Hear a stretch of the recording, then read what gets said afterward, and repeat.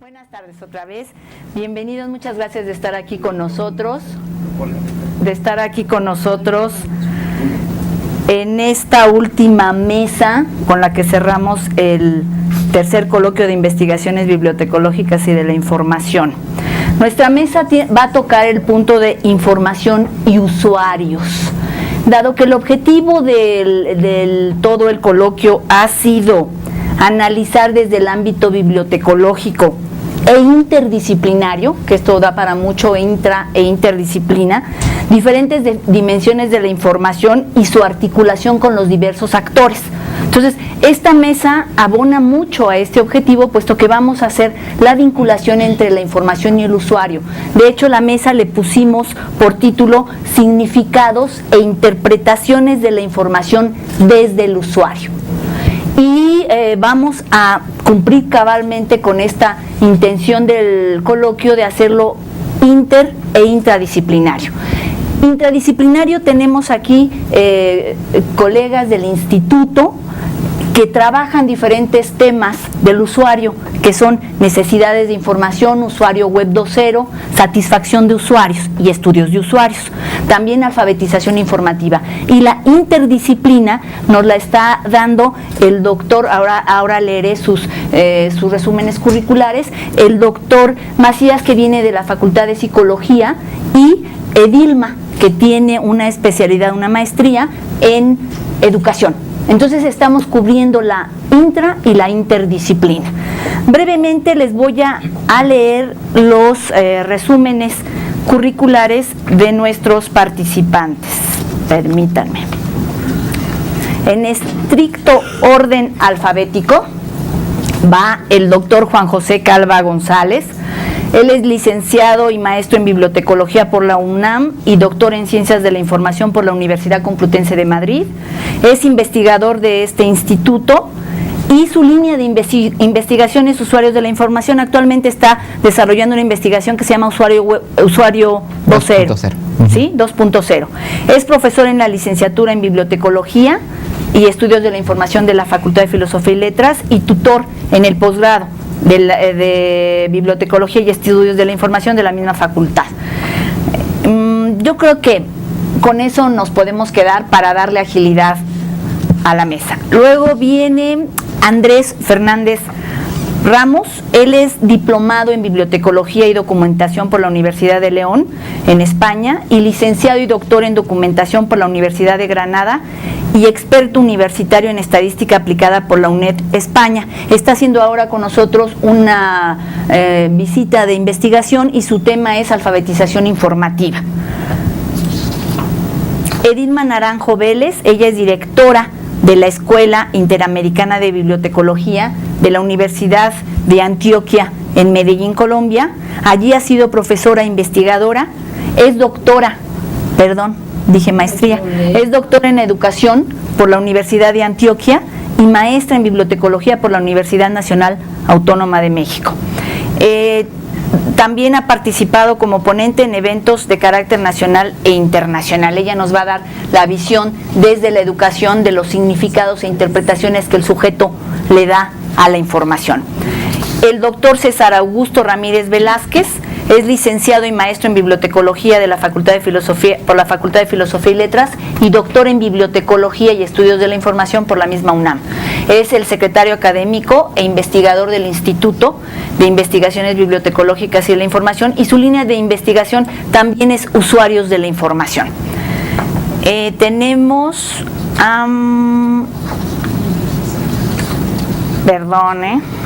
estoy nerviosa. El doctor Víctor Manuel Solís Macías. Él tiene la licenciatura en la UNAM.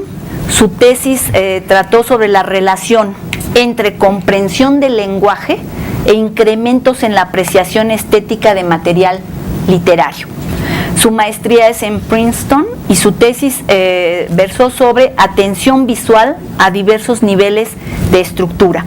Su doctorado fue en Oxford e hizo una tesis sobre las fluctuaciones entre el olvido y la memoria. Es fundador y director del Laboratorio de Cognición en la Facultad de Psicología de la UNAM. Sus proyectos actuales tienen que ver con modelos de memoria y sus fluctuaciones investigación sobre la memoria de pacientes con epilepsia en lóbulo temporal, sobre las capacidades de la memoria en niños en edad preescolar y sobre el recuerdo de episodios negativos y reducción de su impacto emocional. Vamos a dar principio a la mesa. En términos generales, en bibliotecología se ha entendido el uso de la información referido al uso de herramientas secundarias. Y entonces decimos en bibliotecología vamos a hacer un estudio sobre el uso de la información para ver qué significado le da el usuario, y en realidad hablamos de catálogos, resúmenes y generalmente herramientas secundarias. En esta mesa lo que queremos hablar es del uso desde una perspectiva cognitiva. El sujeto, cómo aprehende, acomoda en su proceso cognitivo la información. Sobre estos estudios se han hecho pocos en realidad, porque algunos autores coinciden en señalar que ya es demasiado subjetivo para que el bibliotecólogo abordemos esos temas. Entonces, en esta mesa de lo que se va a tratar es mucho del sujeto, toda vez que ha recuperado la información, qué hace con ella en procesos de percepción, asimilación y acomodo de la información, y sobre todo nosotros, los especialistas en bibliotecología y estudios de la información, cómo estamos abordando este fenómeno y qué variables o características nosotros estamos intentando identificar en estos sujetos, ¿sí? Entonces, vamos a hacer la dinámica de la mesa. Son 3 rondas de preguntas para el panel, para los invitados y también para ustedes. Yo aspiro a que podamos hacer una discusión, una polémica, de tal manera que acabando cada una de las rondas de preguntas, si hubiese preguntas, comentarios de partes de ustedes, perfecto. Si no nos da tiempo para las 3 rondas, hombre, pues mejor, significa que hubo una gran participación y lo podemos concluir en el siguiente coloquio o en otro evento, ¿sí? Entonces, vamos a lanzar la primera pregunta, son 2, 3 preguntas, pero que tienen conexión justamente con esto que les estoy comentando. Y tiene que ver con el significado específicamente que le dan los usuarios a la información. Y les pregunto, desde las líneas de investigación que cada uno de ustedes tiene, y en su caso, desde su disciplina y su hacer dentro de la investigación, ¿cómo se identifica el significado que le dan los individuos a la información? Y esto puede ir acomodado de qué categorías ustedes identifican para decir el usuario lo hace de esta manera y no de otra, y qué significado le da el usuario toda vez que ha sucedido este proceso en ustedes mismos. No sé quién quiera empezar. A ver, Juanjo. Bueno, a ver, yo empezaría por esto. Creo que lo que nos acabas de hacer como introducción, efectivamente es una frontera que tenemos para investigar. Estamos ya adelantándonos a una investigación de frontera. ¿Por qué? Porque nosotros hemos estudiado, tú ya lo empezaste a mencionar, al usuario, al sujeto, desde el punto de vista de cómo busca la información. Y sobre todo nos hemos centrado en qué fuentes y recursos de información utiliza. Pero yo creo que tenemos que ir más allá. Es decir, tenemos que ver qué uso le da la información, cómo está usando la información. Y cuando ya hablamos de ese, ya estamos pasando, siento yo, del otro lado. Ya estamos en la frontera y podemos empezar a hacer investigación más de fondo. Porque el usar un recurso de información, una fuente, por ejemplo, y hemos visto que el usuario es porque tiene una necesidad, tiene un comportamiento al ir a esa fuente de información, y si obtiene esa fuente de información, pues vamos a decir, está satisfecho. Pero falta ver qué significado, qué sentido le está dando a la información que él ya obtuvo y que nos dice que está satisfecho. Es decir, tendríamos nosotros que investigar qué pasó con esa información que él obtuvo, más allá del uso. Porque él me puede decir, el usuario, el sujeto me puede decir, es que yo busqué la información porque necesito elaborar una conferencia para investigadores. Entonces le dimos la información, está satisfecho hasta ese momento porque la tiene en la mano y la va a utilizar para elaborar una conferencia. Entonces tendríamos que ver qué uso le está dando. Tú mencionaste una palabra, yo podría utilizar otra. ¿Qué cambios tuvo el investigador, el sujeto, el usuario de la información? ¿Qué cambió en él? ¿Qué conocimiento nuevo le generó para poder elaborar el documento que él quería hacer, una conferencia? Entonces yo creo que lo que tenemos que hacer, y yo me quedaría hasta aquí para darle oportunidad a mis compañeros, es investigar cómo se da ese proceso. Yo llego hasta donde está satisfecho, ya tiene la fuente. Ahora, ¿qué hiciste tú con esa información, con esa fuente? ¿Qué cambió en ti? ¿Qué conocimiento nuevo generó? ¿Y qué proceso se generó dentro del sujeto para darle ese uso y plasmarlo, por ejemplo, ahorita lo dije yo de esa manera, en una conferencia? Entonces yo me quedaría aquí en este momento para cederle la palabra. ¿Quién más? A ver, Víctor. Al inicio de la presentación, perdón, gracias. Sí. Al inicio de la presentación hablabas del concepto de cognición y más adelante de los significados, y hace ya muchos años se planteó una distinción muy importante en psicología cognitiva al distinguir entre dos aspectos muy diferentes. El primero es el estímulo nominal, es decir, lo que nosotros le presentamos, por ejemplo, al hacer experimentos, lo que nosotros le presentamos a una persona. Y otra cosa muy diferente es el estímulo funcional, es decir, cómo cada persona, cada uno de ustedes, si yo les presento una palabra o les presento una escena visual, van a reaccionar en ciertos aspectos de una manera idéntica, la van a nombrar, la van a identificar, pero cada uno de ustedes, por distintas razones, por su historia de vida, por sus preferencias, por sus expectativas, lo va a interpretar de maneras ligeramente distintas. Entonces, algo que también podemos garantizar a la vez es que distintos usuarios, al hacer búsqueda, así sea de la misma información, la van a interpretar de maneras diferentes, le van a dar distintos significados, y esto es en función de una variedad de factores, puede ser toda una constelación de ellos. Es decir, a mí se nos había ocurrido que solamente el uso es hasta recuperar el recurso de información, ¿no? Tú nos estás diciendo que desde que busca ya le está dando un significado, una interpretación, es decir, es válido decir que ya está usando la información. Desde el momento mismo en que la pretende encontrar, y también va a haber diversidades en función de cuáles son sus objetivos. Pueden ser corto, largo, mediano plazo, puede ser para usos muy profundos o simplemente quiere resolver una duda. Hay muchas diferentes posibilidades. Y un concepto que también mencionaron ahorita es el de categorías. Y ese concepto es fundamental si queremos entender algo como el tema del que estamos hablando el día de hoy, porque algo que puedes garantizar es que un buen trabajo de búsqueda de información siempre va a incidir en profundizar o incrementar la diferenciación entre distintas categorías conceptuales. ¿Okay? Gracias. A ver, César. Pati, yo añadiría, ¿sí se escucha? Yo añadiría que toda esta información que el usuario está encontrando es para varias cosas. No nada más es para ampliar su conocimiento, ¿sí? Sino es para descubrir nuevo conocimiento. Es también puede ser para diversión. Puede ser para apoyarse en cualquier aspecto, como lo decía el doctor, en cualquier aspecto de su vida cotidiana, ¿sí? Y esto incide principalmente en las diferentes categorías en que nosotros podamos dividir ese usuario. Es decir, si nosotros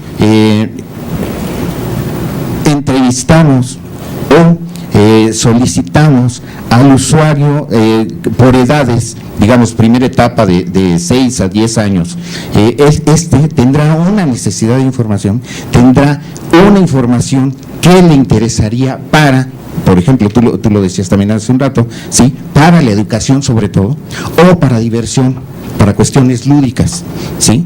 Pero si nos vamos adentrando a cuestiones, a estratos más altos, por ejemplo, niños de secundaria que van de los 12 a los 15 años, ¿sí? Estos normalmente es para estudios, para la educación, para reforzar los conocimientos que le están dando en la escuela, ¿sí? En la preparatoria, sí, y les estoy hablando sobre todo en los estudios que yo he hecho que han sido en comunidades indígenas, en las dos comunidades que he ido, existe hasta el nivel preparatorio, ¿sí? Y esta gente se interesa muchísimo por reforzar a través de la información los conocimientos que están recibiendo en el aula, ¿sí? El aprendizaje que están teniendo ahí. Pero si nos vamos a la gente que tiene mayor edad, digamos de los 19 años en adelante, y que no tienen estudios, que ya están formalmente trabajando o que están con la esperanza de trabajar, ¿sí? O que están, por ejemplo, las madres de familia o los padres que ya se están dedicando al trabajo en sí para poder subsistir con su familia, ¿sí? El tipo de información, es muy distinta a la de los chicos de los estratos que acabo de comentar hace un momento, ¿sí? Y ahí ya viene una vertiente muy amplia, ¿sí? Digamos, en algunos casos, ¿sí? Es para cuestiones legales, la información que requieren. Para otros, programas de subsistencia que puede dar el gobierno. Para otros, programas educativos o de becas que pudiera dar el propio gobierno o alguna otra entidad, organizaciones no gubernamentales, para que sus hijos continúen, porque esa es información que verdaderamente es valiosa para ellos, ¿sí? Entonces, a partir de esto, ¿sí? Yo lo que quiero decir es que dependiendo de el propio individuo que necesita la información, ¿sí? Sus características, ¿sí? En cuanto a edad, en cuanto a nivel, en cuanto a medio social, económico, etcétera, ¿sí? Será el uso que le va a dar a esta información. Y quiero dejarlo hasta este punto. Gracias. Estaba esperando que terminaras y yo concluía. Bueno, a ver, son varios aspectos, escuchándolos a ustedes, pero también como teniendo en cuenta las investigaciones que uno hace, en las que incursionamos. Veo que hay 3 elementos: uno es el sujeto, otros son los estudios de usuarios y otro es el uso de la información. Casi que hay 3 macrocategorías dentro de este trabajo. A cada una de ellas habría que mirarle qué categorías puede tener, ¿cierto? Que serían diferentes. ¿Qué categorías para un uso? ¿Qué categorías dentro de un estudio? ¿Y qué categorías de sujetos para estudiar ese sujeto? Porque finalmente es ese ser sentipensante que vive en un proceso de conocimiento constante, es decir, un proceso cognoscitivo, que trae además una historia de vida, una experiencia de vida que lo va marcando. Entonces, dependiendo de donde ese sujeto esté, él va a manifestar unas necesidades de información, pero que también orientado, mediado, y ahí entra la mediación, por un ser que puede ser un bibliotecólogo, pero que también puede ser un docente, o puede ser un bibliotecólogo docente, va a variar de pronto esas preconcepciones o esos prejuicios que pueda traer para enfrentarse a una necesidad de información, porque no es simplemente que me la genero algo porque estoy en un aula de clase, sino que esa necesidad va a estar revestida de algo que lo circunda a él, un espacio donde ha estado esa persona, una historia de vida que lo ha traído, ¿cierto? Y de esa manera entonces podríamos interpretar unas categorías para unos usuarios que estamos estudiando según un nivel educativo, según un lugar en la vida donde esté, según un desempeño laboral, y cada uno de esos aspectos va a variar la interpretación que se puede hacer de esa necesidad de información. Entonces habría que analizar esa situación y no cerrarnos a unas categorías totalmente establecidas desde, eso lo hacemos, los estudios de usuarios y los establecemos, pero nos podemos abrir mucho más a esas categorías y a esos niveles que establecemos para poder mirar cómo varía la información, el nivel de profundidad que requiere ese usuario al momento de buscar la información. Y entonces entra en el uso unas categorías. Primero, la está consultando, cómo la hace, cómo entiende la necesidad de información, pero cómo hace el proceso de recuperación. Pero además dentro de cada uno de ellos, cómo ha variado la idea inicial con la que llega ese usuario a buscar la información. Porque a medida que se van recuperando unos documentos, es posible que haga una lectura inicial, y la lectura siempre va a estar en el medio. Es algo que debe circundar al usuario. ¿Por qué? Porque es que él tiene que mirar si esos documentos que va recuperando sí están respondiendo a un interrogante que él tiene, que es parte de su necesidad de información. Entonces, ¿qué pasa con eso que él se va respondiendo? ¿Sí se está superando? ¿Sí son esos los documentos? Y entonces viene otra categoría, el análisis que él le hace a esos documentos que está comparando para ver si su necesidad de información sí está siendo superada o si me tengo que devolver a la búsqueda. Y entonces todavía no estamos haciendo uso de información, estamos recuperando información para tratar de suplir una necesidad. Si yo la recupero como usuario, tengo que establecer unas categorías para la necesidad de información. ¿Esa información es para qué? ¿Cómo la quiero recibir? ¿Cómo la quiero transformar? Porque entonces viene ahí sí el uso. Tengo toda la documentación y cuáles son las categorías que le voy a dar a ese uso. ¿Voy a escribir algo nuevo? ¿Simplemente voy a citar? ¿Voy a elaborar una película? ¿Voy a elaborar un video? ¿Qué es lo que quiero hacer con esa información? Y en la medida que tengamos establecido las categorías de ese usuario, de esa necesidad de información, ¿para qué? Y cómo queremos que salga esa información al final, podríamos establecer otras actividades. Ahí es donde nosotros como bibliotecólogos no nos debemos limitar, y es donde vienen esas fronteras. Nosotros llegamos hasta una parte, pero ¿por qué el usuario a veces no queda satisfecho con el servicio que se le presta en la biblioteca? Él llega hasta ahí, me entregan la información, y luego ¿yo qué hago con eso? ¿Puedo ahondar un poquito? Sí. Yo estaría un poco, o más bien quisiera complementar un poco lo que dice nuestra colega, en el sentido de que ella comenta que la lectura siempre está cuando se requiere información. Y yo estoy un poco en contra de eso, o no en contra, pero sí quisiera complementar que no, la lectura no siempre está en esto, ¿sí? En las comunidades que yo he estudiado, ¿sí?, la información no solamente llega a través de libros o a través de la escritura, a través de los textos, ¿sí?, sino que llega a través de muchos medios. Uno de ellos es la comunicación oral, otro medio son las pinturas, los glifos, todo este tipo de cosas. Entonces, la información se encuentra en todos los lugares.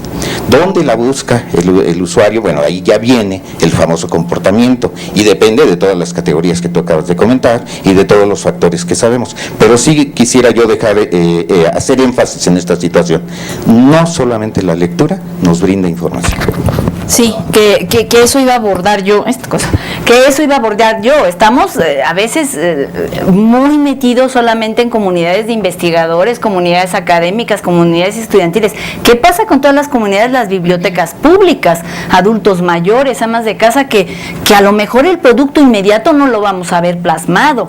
Y no sé qué pasa si hay una diferencia entre la interpretación de acuerdo con el soporte y con el medio, o el significado que le dan los usuarios de acuerdo con el medio. Ya vimos oralidad, lo escrito.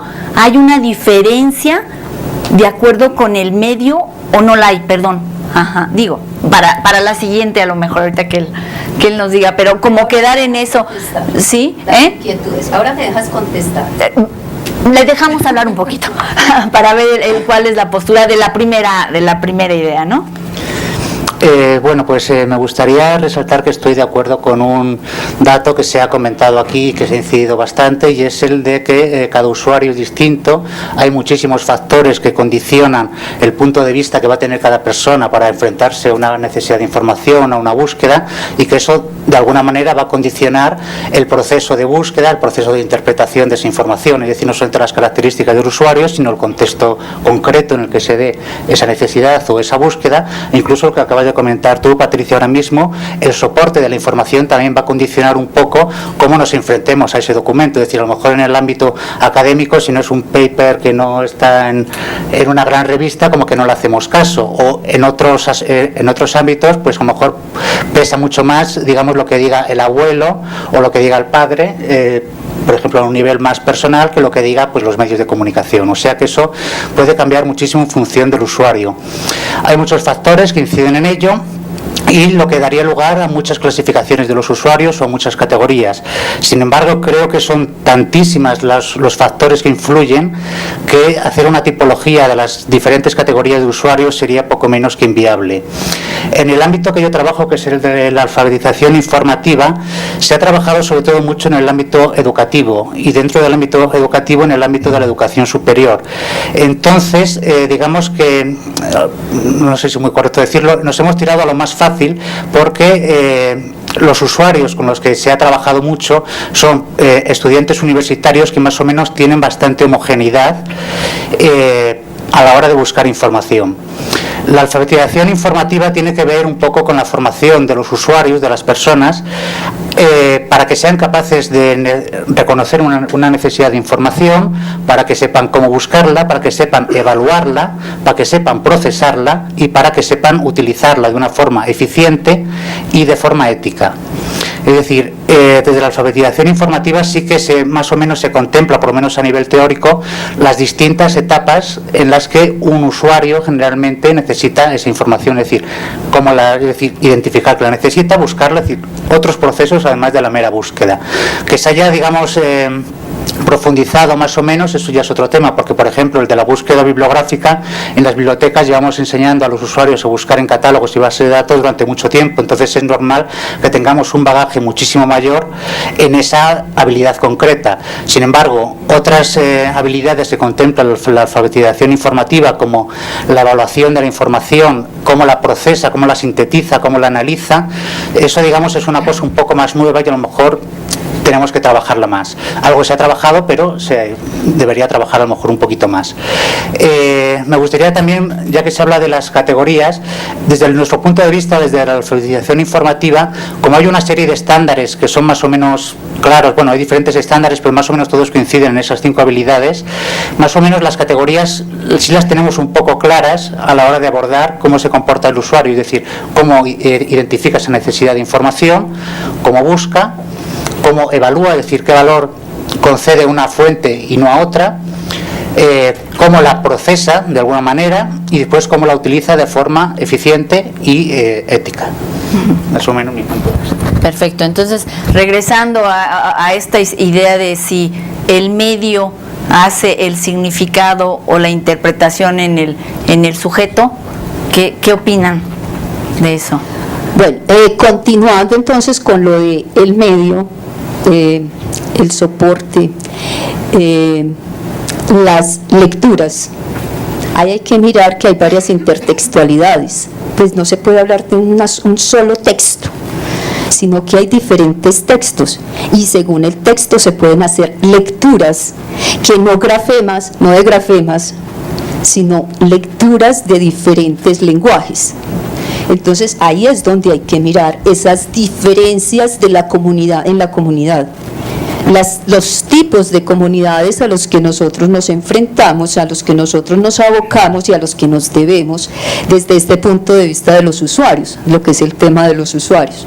Ahí hay que analizar, digamos, esa situación, pero donde nosotros debemos mirar ese proceso de acceder a la información con unos elementos que, independiente de cuál sea la textualidad en la que se encuentra esa información, hay que mostrarle a ese usuario cómo va a abordar ese medio.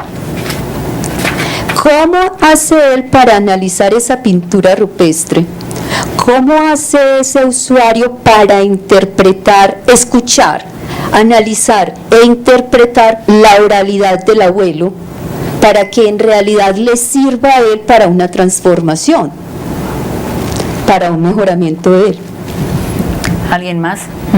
A ver. Bueno, me gustaría a mí añadir aquí, a lo mejor otro punto de vista, es que cuando el usuario está usando algún medio, algún tipo de fuente, por ejemplo, información que se está dando entre la comunicación en Facebook, por ejemplo, porque eso sucede. Hay veces que en los niños de secundaria se transmiten la información, un texto, por ejemplo. Entonces ya al estar ellos utilizando el texto en ese medio,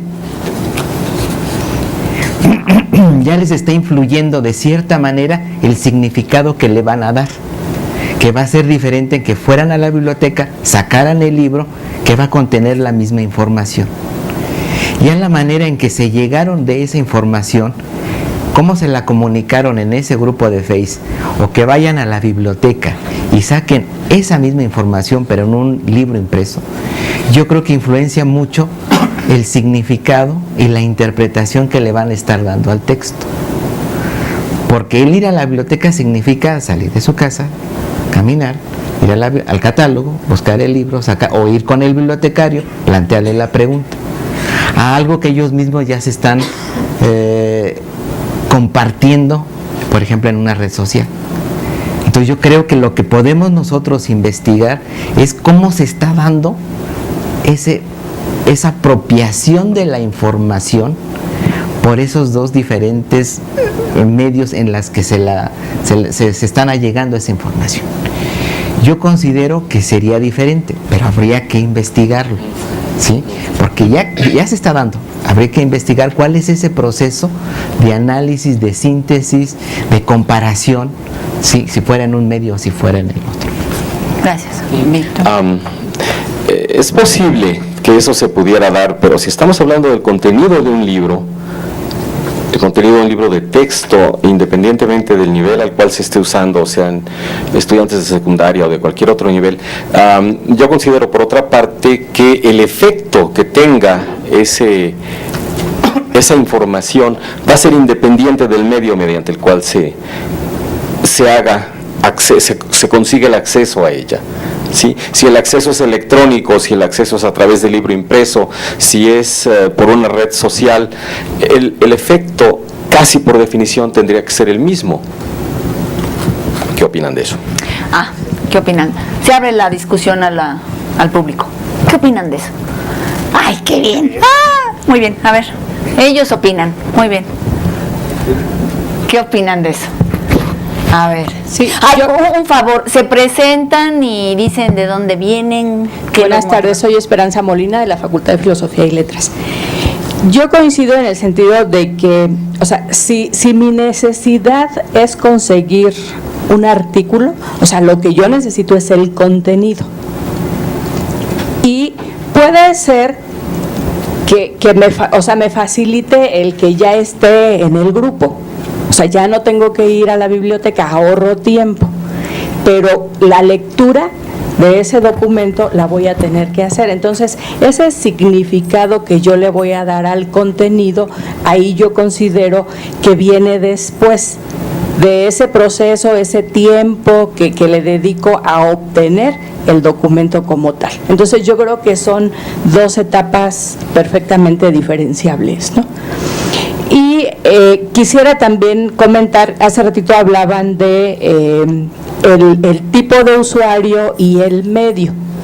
Yo creo que también entra la parte de necesidades de información, por ejemplo, para usuarios que tienen problemas para ver o que definitivamente no ven.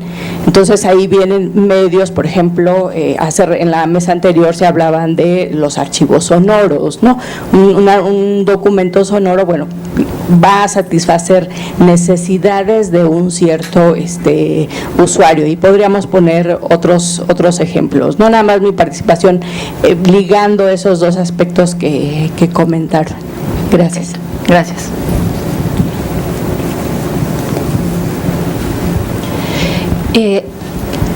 como puede uno ver a través de las diferentes ¿Te participaciones. presentas? Ay, Rudelena Vallejo, de Colombia. Ah, muy bien. Hay unas perspectivas diferentes para ver la tipología de usuarios, los tipos de formatos o cómo los... Pero uno no ve que toda esta perspectiva de las, digamos, de los ciclos, de los tipos de usuarios o de las necesidades o la manera que interprete, eso se vea reflejado en los servicios que se ofrecen en las bibliotecas. Es decir, todos estos cambios o todas estas miradas de la manera de los tipos de usuarios o lo que representa la información, eso no permea los servicios de las bibliotecas, que siguen siendo iguales en todas las bibliotecas, incluso ni tipo de usuario. Entonces la pregunta, incluso ni siquiera todo este tipo de ciclos, vida o tipologías que se ve, se pueden, digamos, de alguna manera resolver con los estudios de usuarios, porque los planteamientos que han hecho van mucho más allá de eso. Entonces, si el objetivo es satisfacer una necesidad de información y las perspectivas que ustedes han planteado, ¿cómo eso realmente puede trascender a la biblioteca? Buena pregunta. Pero hay otra participación, si quieres, retoman y en una nueva, él, acá. Muy interesante. Yo soy Abraham Alameda, estoy en el posgrado de bibliotecología, conciliando un poco la idea que ya manejan los investigadores sobre que el medio no, además el medio condiciona hasta cierto punto las necesidades de información. Yo creo que ya ha sido destacada cierta necesidad de brindar servicios y de atender y de permitir el acceso a la información por parte de ciertas comunidades, no solamente académicas. Mi pregunta sería más, ¿qué sucede cuando algún sujeto está inserto en un medio, tiene ciertas vivencias, tiene ciertas experiencias, ya se ha acercado hasta ciertos puntos de información, pero qué sucede cuando este sujeto tiene otro canal para poder llegar de información? Mencionaban hace rato a los píriles visuales. Bueno, ellos quizás sea en braille, pero es en un idioma en especial, en español, en braille. Pero ¿qué sucede cuando son personas, no sé, comunidades, personas sordas? Yo ahí estaba pensando que había cierto elemento de corporalidad. Ellos ven y es el lenguaje de señas, pero no es español señado, ese no les sirve a ellos, es una lengua totalmente diferente del lenguaje de señas mexicanas. ¿Qué sucede con ellos? ¿Cómo podríamos acercarnos a interpretar cómo ellos ven a la información, cómo acceden a la información, más allá de las fases del modelo Neil? Me gustaría saber su respuesta de estos usuarios con otro canal diferente. Sí, claro. Bueno, entonces, a ver, estamos en dos partes. La primera que nos plantea Ruth desde Colombia, bueno, en México, pero desde Colombia. Colombiana, me gusta más desde Colombia en México. Sí, lo dejamos así. Entonces, el planteamiento de ella de las implicaciones, estamos aquí bien profundos. Estamos diciendo, no, la cognición, la percepción, ¿qué implicaciones? ¿Por qué los estudios de usuarios no están funcionando? Yo podría contestarte por qué, pero como ellos son los invitados, luego lo dejamos y ellos no tocan lo que creo que puede ser, ¿no? ¿Qué implicación es esto que dijeron hace un momento que dijimos o que dijeron? Tiene el pensar desde esta perspectiva para que en efecto los estudios impacten estudios de usuarios y sobre todo impacte en servicios de información, que ese es el interés, ¿no, Ruth? O sea, que siguen siendo las mismas bibliotecas, los mismos servicios y los mismos bibliotecarios, además. Entonces, ¿cómo impacta para que esto pueda variar de alguna manera, sí? Tenemos algo muy simple y creo que todos lo conocemos y creo que todos lo sabemos perfectamente. Las bibliotecas se hacen para un estereotipo de usuario, ¿sí? Pero nunca lo estudian, ¿sí? Las personas que instalan y demás, y esto lo sabemos todos, ¿sí? Instalan y demás, no, ¿sí? Hacen el estudio de usuarios para ver primero esas necesidades y de ahí desprender ciertos servicios. Lo que hacen es decir, vamos a establecer bibliotecas y adiós estudios de usuarios. Por lo tanto, estos estudios en los cuales, ¿sí?, tocamos todo esto de los factores que inciden, ¿no? La información, cómo debe estar, en qué soportes, qué tipo de información hay que brindarles, etcétera, etcétera. Sí, lo hacen a un lado completamente y hacen sus bibliotecas bonitas, ponen sus servicios, llamémosles tradicionales, y ponen sus recursos tecnológicos de primer orden, etcétera, etcétera. Pero se les olvidó lo más importante: la necesidad del usuario, el estudio del usuario, a quién va dirigido todo esto que estamos haciendo. Ese es mi punto de vista. Andrés, ¿vas a hablar? Y después Víctor, sí, también, o no quieres, si no quieres no, y también Juanjo. No, dijo, yo pensé que me habías hecho la cara de que yo quiero, perdón. Bien, me gustaría responder un poco a la pregunta que ha hecho Ruth sobre, digamos, después esto de los estudios de usuarios, cómo se va a manifestar en los servicios bibliotecarios. Bueno, hay que tener en cuenta, digamos, el contexto de cada biblioteca en particular. Es decir, hay muchísimas bibliotecas que tienen muy pocos recursos, muy poco tiempo, y que no tienen, digamos, capacidad tanto de recursos humanos como de tiempo para poder hacer estudios de usuarios. Y aunque los hicieran, posiblemente no tendrían los recursos suficientes para poder acomodar esos servicios a esas necesidades. En bibliotecas, digamos, con mayor poder económico, con más tiempo, con más recursos, grandes bibliotecas universitarias, por ejemplo, sí que se aplican. Es decir, por ejemplo, los fondos de la colección muchas veces sí que se determina en función del uso que los usuarios hacen de cada tipo de revista, de cada base de datos, etcétera. Se ajustan un poco también a las peticiones de cada de cada departamento, de cada facultad, etcétera. Y desde el punto de vista de la alfabetización informativa, por ejemplo, en las grandes universidades sí que se hacen estudios de diagnóstico para ver qué habilidades tienen los alumnos y en función de esas habilidades orientar la enseñanza para fortalecer determinadas competencias. Pero yo creo que sobre todo va a ser una cuestión de que la biblioteca tenga tiempo y dinero para poder hacerlo, porque eso, digamos, es un proceso costoso. Es decir, hacer un buen estudio de usuarios no se hace de cualquier manera. Es decir, hay que saber hacerlo, lleva tiempo, y después eso necesitas medios suficientes para poder implementar alguna medida, alguna intervención para que tus servicios se ajusten a las necesidades de los usuarios. O sea que más trabajo, ¿sí? Más trabajo para los bibliotecarios. Mucho más, porque, como bien señala Andrés, no cualquier sitio va a contar con los medios y con el conocimiento para conducir un estudio de usuarios bien dirigido que dé respuestas. Pero el gran problema apenas empieza cuando hayas terminado el estudio de usuarios, porque ahora lo que tienes que responder es, ok, este es el perfil, o estos son los perfiles principales de usuarios que hemos encontrado, ahora cómo vamos a responder a sus necesidades fundamentales, qué es lo que necesitamos, qué es lo que no tenemos, que debemos incorporar en eso.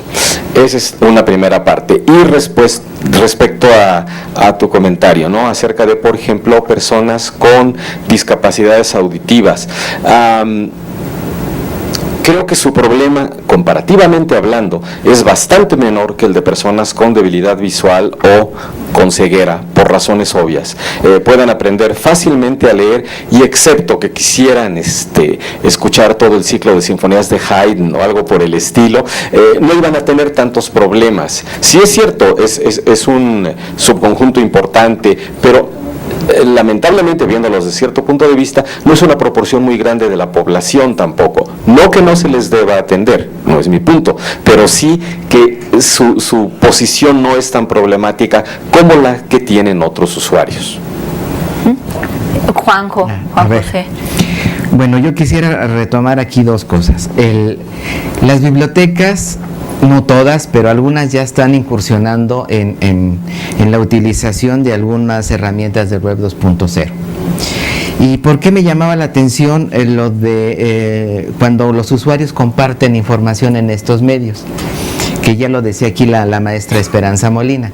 Lo que le interesa al sujeto en primera instancia es el contenido, no el soporte en el que viene. Pero resulta que cuando lo comparten todos a un mismo tiempo, ese texto, yo puedo leer el texto o el sujeto puede leer el texto él solo, y él analiza, comprende y sintetiza lo que está leyendo en ese texto. Pero cuando el texto está compartido, que es lo que hemos encontrado en algunos de estos acercamientos con los muchachos, cuando está compartido, ya cada uno le mete a la vez, cuando están interactuando, lo que uno entendió, lo que para uno significa, cómo lo interpretó el otro. Y entonces en ese momento están viendo al mismo tiempo diferentes formas de abordar ese texto.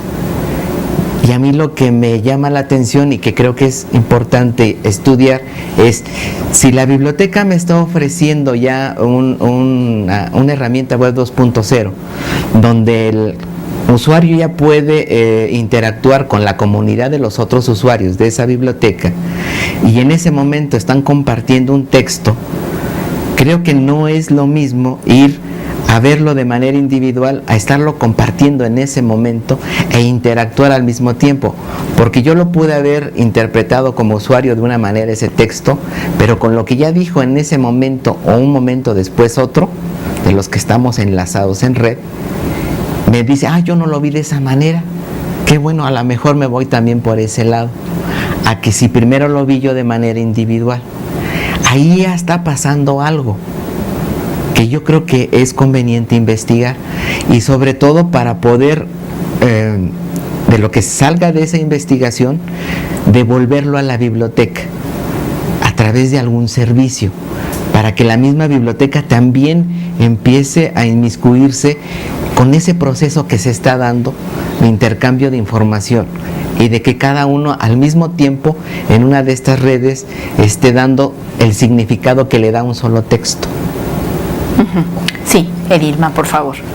Bueno, frente a las dos preguntas centrales, digamos, que abrieron esta segunda discusión, la de Rudelena y la del estudiante del posgrado, yo tengo varias, digamos, las voy a mezclar y voy a dar una respuesta a lo de los estudios de usuarios. Es posible que uno no haga un macroestudio de usuarios, y no hay que mirarlo así.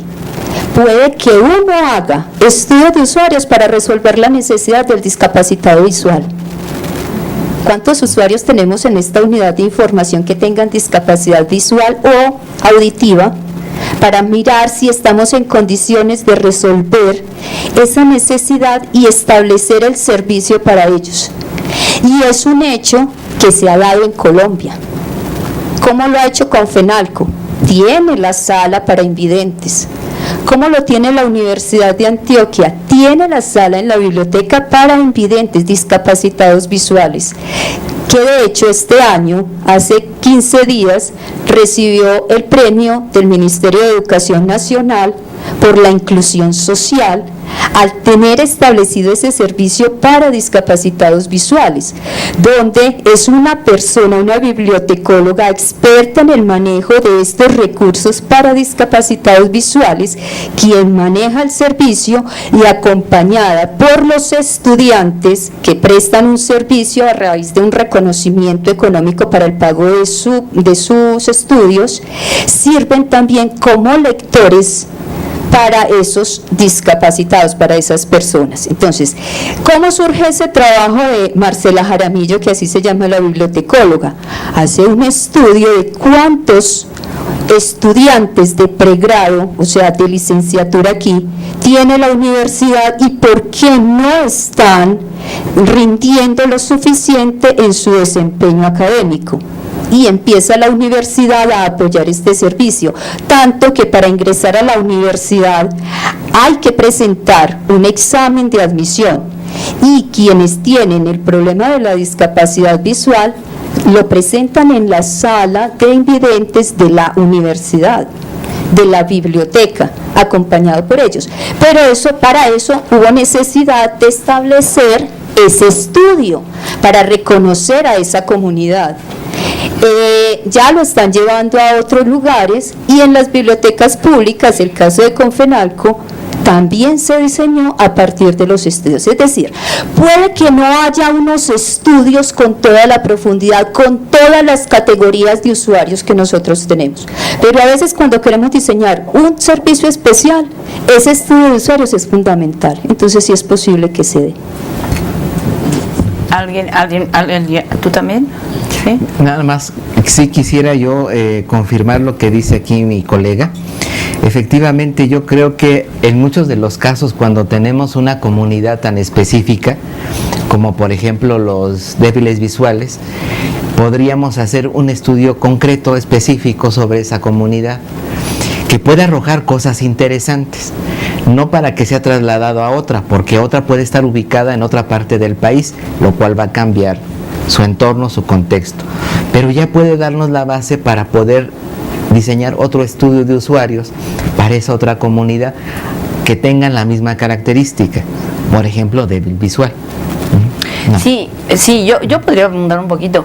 A lo mejor es que estamos entendiendo lo que es el estudio de usuario y el propio acercamiento al usuario como un estudio siempre pensado con métodos cuantitativos, de encuesta, de generalización.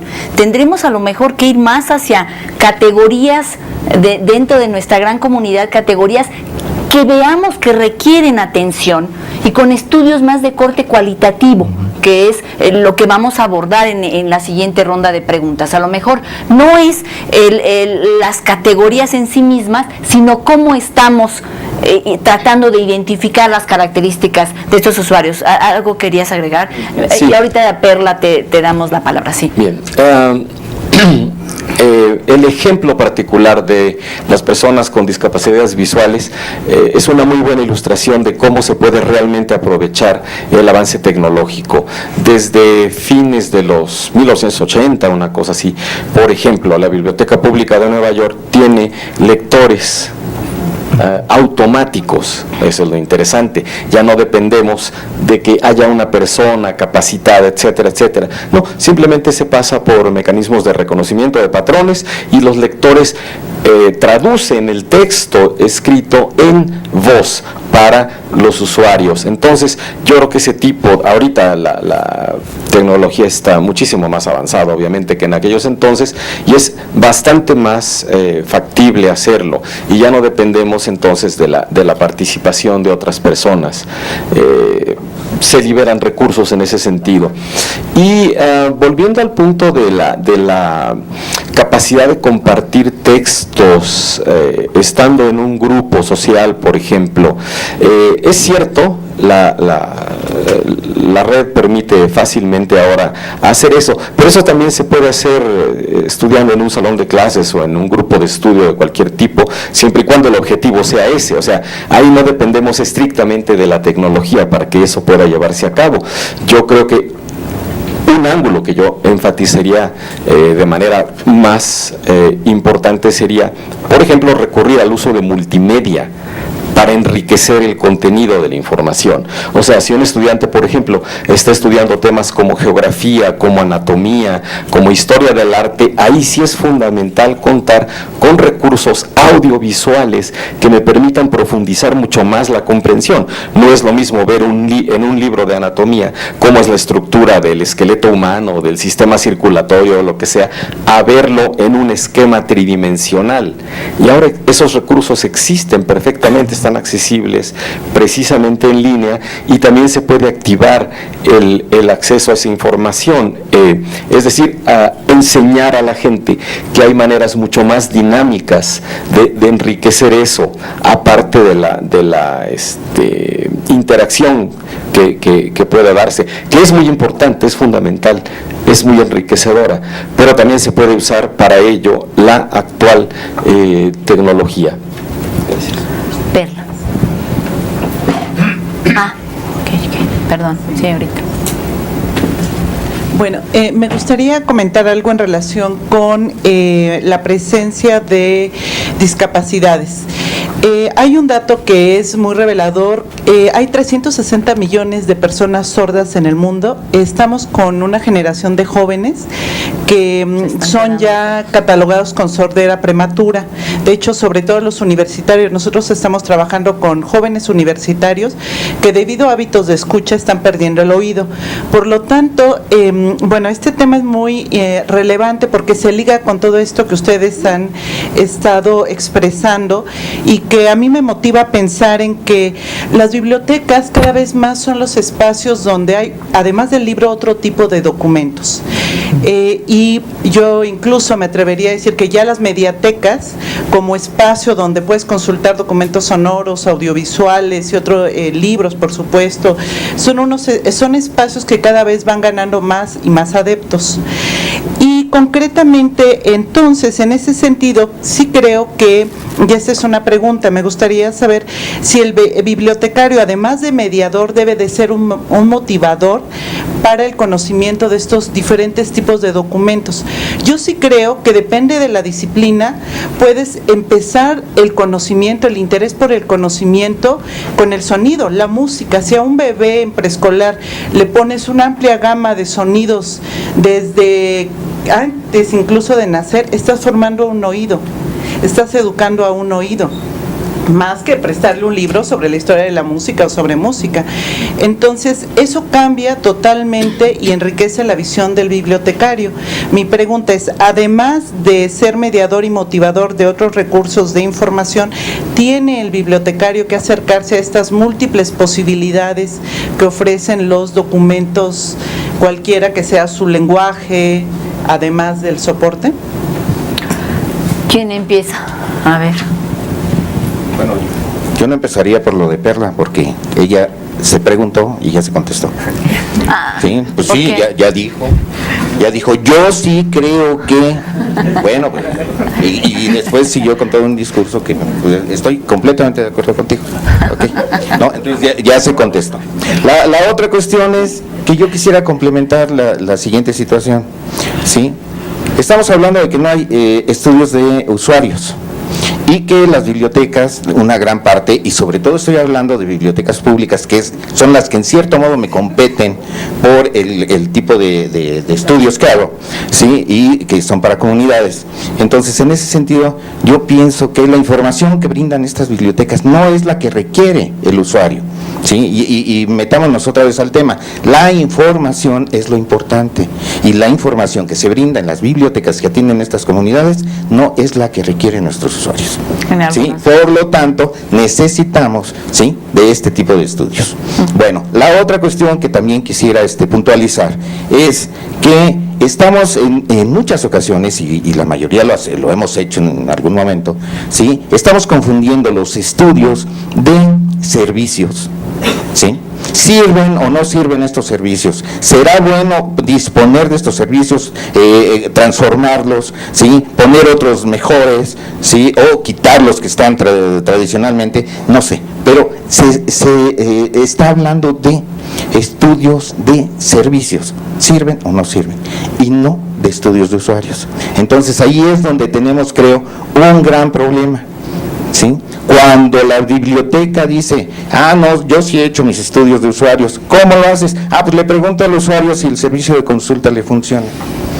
Eso no es un estudio de usuarios. Ya. ¿Sí? Cuando le pregunto al usuario, oye, ¿te está funcionando el servicio de préstamo a domicilio? Pues no es un estudio de usuarios, discúlpenme, pero la gran mayoría de las bibliotecas es lo que dicen, ¿sí? Primero nos dicen, sí hago estudio de usuarios, pero en realidad lo que hacen son estudios de los servicios, si son funcionales o no.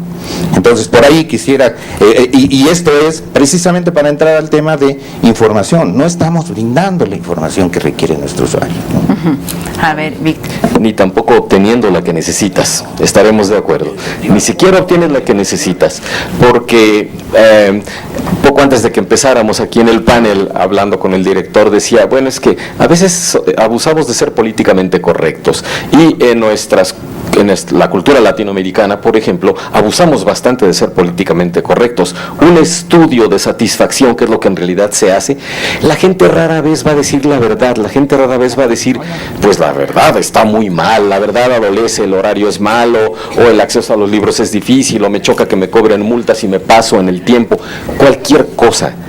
No, sabemos preguntar y la gente no se atreve a contestar. ¿sí? Hay que tener, incluso simplemente para hacer un estudio de satisfacción, la habilidad de saber preguntar, de manera que yo pueda elicitar la respuesta de la persona sin que ésta se sienta mal y que además me diga la verdad, me diga algo útil. Hay casos famosísimos de encuestas en los cuales, por ejemplo, de investigación de mercado, de muchos temas diferentes, en los cuales las preguntas ya estaban precisamente demandando un cierto tipo de respuesta. Y es obvio que no quiero hablar de determinados partidos políticos de nuestro país, pero hay partidos políticos que hacen unas encuestas divinas, ¿no? ¿Verdad que estás de acuerdo en que tal cosa es así? ¿Qué rayos quieres que te responda? Sí. A ver, le vamos a dar la voz al público porque ya tengo 3 preguntas. ¿Tú? Que desde hace rato me levantaste la mano, ¿verdad? Sí, y perdón. Luego el doctor y luego Alejandro. Ajá. Me surgió una duda. Bueno, soy Javier, del Instituto Politécnico de posgrado. La duda que tengo es, en un caso en un individuo bilingüe, ¿qué implicaciones tiene presentarle información en su lengua materna y qué implicaciones presentarle información en una segunda lengua? Si quieren la ronda de preguntas y sobre eso la ronda de respuestas, ¿no? Para que no se nos frustren. Buenas tardes, soy Alejandro, estudiante de intercambio de la Escuela Interamericana de Bibliotecología. Mi pregunta es, si bien la biblioteca pública debe conocer el contexto, las realidades y el entorno que la rodean, ¿qué podrían hacer estas bibliotecas públicas que tienen falencias presupuestales para realizar un adecuado estudio de usuarios, no de satisfacción del usuario, sino un adecuado estudio de usuarios que permita generar posibilidades y transformar los diferentes recursos y servicios con los que cuenta la biblioteca? El doctor. Hola, soy Jaime de aquí de Libi. Víctor, te quiero hacer una pregunta. Aprovechando tu conocimiento sobre un tema que a mí me fascina, que tiene que ver con memoria. Actualmente una tendencia muy importante en el campo bibliotecológico, y es algo con lo que trabaja nuestro colega de España, tiene que ver con el hecho de que los bibliotecólogos o bibliotecarios aprendan a hacer tutoriales, sobre todo tutoriales orientados a que el usuario conozca las herramientas y a partir de conocer las herramientas que haga un uso extensivo de los diferentes recursos con los que cuenta la biblioteca, y esto me parece que es una idea fundamental, darle los elementos con los cuales ellos pueden explotar el recurso. Bien, pero ya centrado específicamente, y esto porque de verdad es una duda que a mí me atormenta, porque yo ahora es algo que les pido mucho a mis alumnos, hagamos tutoriales, por 2 razones. Una, gran parte de nuestros estudiantes son excelentes consumidores de información, pero son fabulosos, pero ya cuando tienen que hacer un trabajo creativo para que ellos enseñen, trabajen, etcétera, el mundo se acaba y es otra cosa. Pero centrado específicamente, y perdón por este preámbulo para llegar a la pregunta, es actualmente una tendencia es que un tutorial son 2 minutos y medio de los que tú ves en YouTube en otro lado, digamos son 2 minutos y medio, 3 minutos. Tienes 3 minutos para decir lo verdaderamente importante y a veces hasta desear que aprendan a hacer alguna cosa. Mi pregunta es en términos técnicos y de infraestructura intelectual, ¿qué es lo que se puede enseñar? ¿Qué es lo que se puede verdaderamente llamar la atención y si es posible generar alguna habilidad, tomado con reservas esto, en 3 minutos? Tú hacías hace rato referencia al hecho de que es importante el uso de los medios, etcétera. Esto genera algún impacto, pero ya parados en esta perspectiva, que tienes 3 minutos para decirle a tu usuario, mira, tienes el uso específico es tal cosa, ¿qué posibilidades reales tenemos con este medio? ¿Hasta dónde nos llega nuestra infraestructura intelectual para verdaderamente tener un conocimiento cierto de lo que vamos a enseñar? Perdón por el preámbulo, pero quería ser explícito en esto. A ver, entonces. Claro que sí, por sí, gracias. Sí. Hola. Muy buena pregunta. Por varias razones. En primer lugar, haces una diferenciación muy importante, 2 diferenciaciones muy importantes. Por un lado dices, son lectores ávidos, son buenísimos, pero otra cosa Todos podemos ser buenos lectores, ser buenos escritores es otro negocio totalmente distinto. Estás de dos lados diferentes de la barda del lenguaje y obvio es en ese sentido más fácil ser consumidor que productor de la información por escrito. Entonces una primera habilidad en la cual hay que centrarse es muy importante, enseñar a las personas la capacidad no solo de comunicarse, sino como en el caso que señalas, de hacerlo brevemente y de manera lo más eficiente posible. ¿Por qué? Porque lo que estás buscando es causar un efecto en la memoria a largo plazo de la persona. Muchas veces nos hemos enfrentado con cosas que decimos, está muy interesante, está muy bonito, y 5 minutos después no nos acordamos qué diablos estábamos viendo. Sí. Lo que buscamos como objetivo fundamental es causar un efecto a largo plazo. Entonces necesitas, obvio, hacer lo que nosotros llamamos un piloteo de estas cuestiones, es decir, intentar garantizar que la información, en primer término, sea lo más memorable posible. Otro punto muy importante, y sigo con el negocio de las categorías, es cómo organizar mi tutorial, cómo voy a secuenciar la información. Sabemos que si mantenemos otros aspectos constantes, es mucho más probable recordar información que experimentamos al principio y al final de las cosas. Entonces, lo más importante lo queremos poner ahí. ¿Sí? Vean ustedes los anuncios publicitarios, nadie cuenta el final de un chiste antes de tiempo porque lo achicharra, etcétera, etcétera. O sea, es muy importante prestar atención al inicio del mensaje y al final también. Si yo quiero cerrar con broche de oro, hay muchas expresiones en nuestro lenguaje que reflejan la importancia, la relevancia que tiene el inicio y el final de un mensaje cualquiera. Entonces, para empezar estratégicamente, poner lo más importante en esos puntos y recapitular. Y otra cuestión que es también de gran relevancia es cómo voy a estructurar mi tutorial. ¿Cuáles van a ser para mí los principales aspectos que quiero que éste contenga? ¿Cómo lo voy a estructurar? Porque es como un buen tour cuando visitas una ciudad que no conoces, ¿no? Y vas con una buena guía de turistas, te va a dar un tour que te permita entender lo más relevante de ese lugar. Eres de Granada, ¿no? Hay que ir a Alhambra y hay que ver esto y hay que ver aquello y dónde están los mejores estos o sea, ¿cuáles son los aspectos más importantes? Les estás dando un tour guiado. Estás planeando un tour guiado, solo que en este caso no se trata de un lugar físico, se trata de mostrar un espacio intelectual, un espacio que le permita a la persona operar más eficientemente con esa información. Entonces el tutorial es fundamental y se necesitan diferentes habilidades para estructurarlo. Un poco de entrenamiento en cómo transmitir la información lo más eficientemente posible por medio escrito o por multimedia. También que ahora tenemos esa arma de múltiples filos, ¿no? Es la ventaja. Podemos usar cues auditivos, podemos usar información visual, no nada más leída, sino información visual, etcétera. Entonces, enriquecer eso, darle a la persona más ganchos, podríamos decir, para que pueda recordar esos detalles. Y eso se puede hacer a través de investigaciones, ¿no? Podríamos plantear eso. Gracias. Andrés. Sí, me gustaría responder también un poco a la pregunta que ha hecho Jaime al doctor Solís, pero bueno, como llevo 7 meses trabajando justo en tutoriales electrónicos sobre alfabetización informativa, pues quería comentar algunas cosas. Es decir, es un tema bastante amplio, hay diversidad de tipologías de tutoriales y cada uno, digamos, sirve para determinadas cosas. También variará un poco en función de las características de los usuarios, es decir, si el usuario ya está alfabetizado, si ya está familiarizado con algunas competencias o si empieza de cero.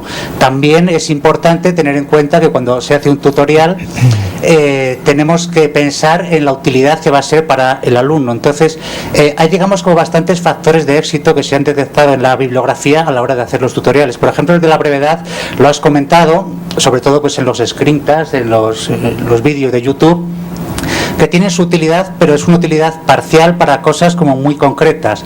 No puedes enseñar, digamos, a una persona a sintetizar información en un vídeo o a buscar en las diferentes bases de datos, hacer búsquedas complejas mediante un vídeo de 3 o 4 o 5 minutos. Entonces, digamos que sirven para algunas cosas, pero para otras no. Los que se consideran sobre todo factores de éxito en el desarrollo de los tutoriales es, por ejemplo, que sean participativos. El aprendizaje activo, los diferentes experimentos que se han realizado demuestran que si una persona, digamos, además de soltarle el rollo sobre cómo buscas información, le pones actividades que se las corrijas, es decir, que tengan un feedback, aprenden muchísimo más de esa manera que no simplemente por el mensaje. Por muy bueno que sea, por muy espectacular, aprenden muchísimo si, digamos, pueden participar activamente en estos tutoriales. Es decir, siempre ha habido una polémica sobre si la formación a distancia es tan efectiva como la formación presencial, y en algunos casos, por ejemplo, pues se dice que la formación a distancia que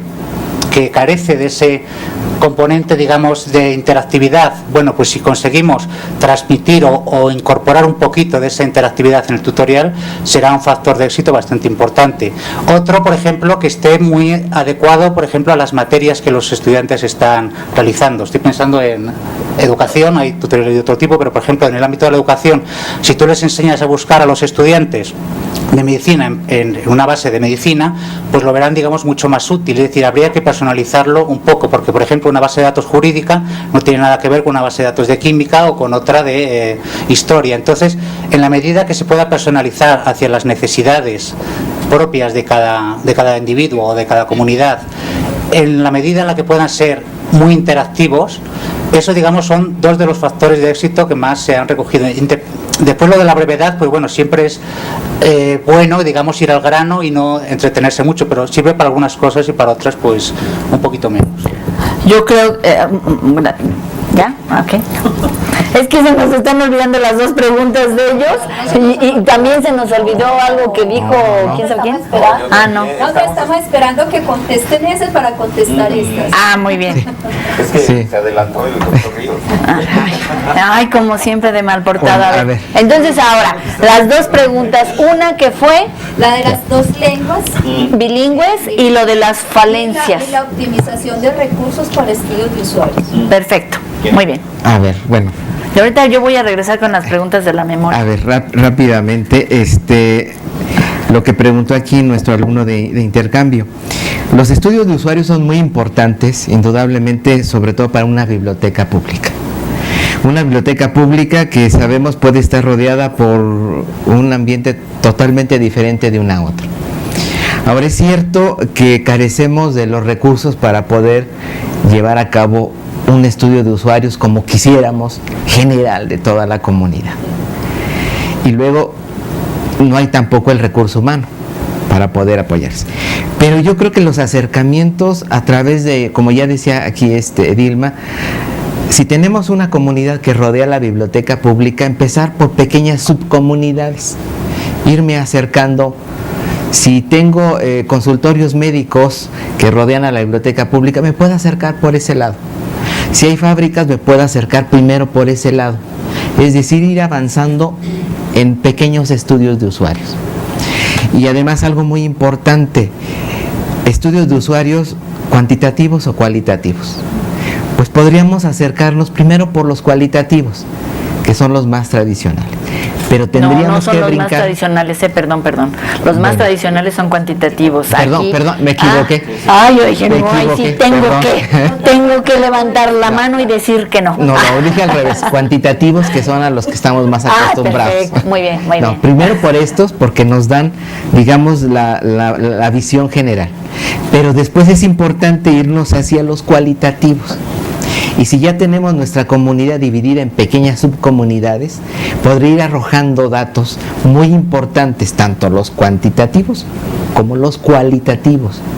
Y esos datos ya unidos, complementados, nos podrían llevar al diseño de desarrollo de colecciones, diseño de servicios propios de cada biblioteca pública en particular. Y también por ahí, yendo poco a poco, podríamos ir solventando la cuestión de la falta de recursos.